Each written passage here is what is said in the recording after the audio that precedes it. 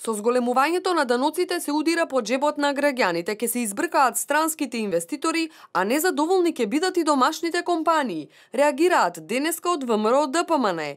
Тие силно ќе се спротивстават на планот на СДСМ да се менува даночната политика, односно да се зголемат даноците.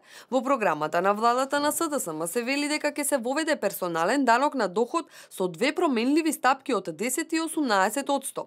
За волја на вистината, СДСМ сака да го зголеми данокот за граѓаните и бизнис заедницата за цели 80%. А со оваа антиреформа, Македонија ќе се врати 20 години наназад, изјави Христијан Мицкоски од ВМРО ДПМН.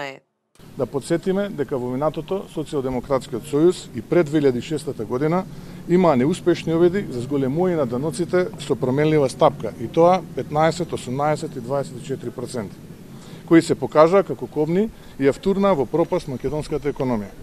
Зголемувањето на даноците ќе значи сериозен удар во приватниот сектор без разлика на домашните и странските компании. Од оваа антиреформа никој ништо не добива, а сите губат.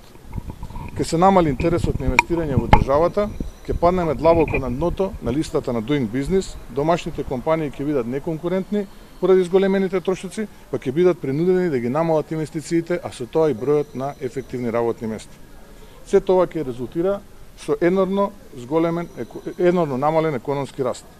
Во моментов, благодарение на отворените политики на владата која беше предводена од страна на ВМРО ДПМН, земјава има најниски даноци во светот, со ефективна даночна стапка од 7,4%.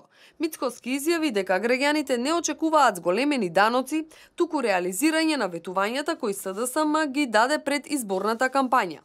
Очекуваат 16.000 денари минимална плата, 30.000 денари просечна плата, отварање на нови 64.000 работни места и нови 500 километри автопат, како и нови електроенергетски објекти.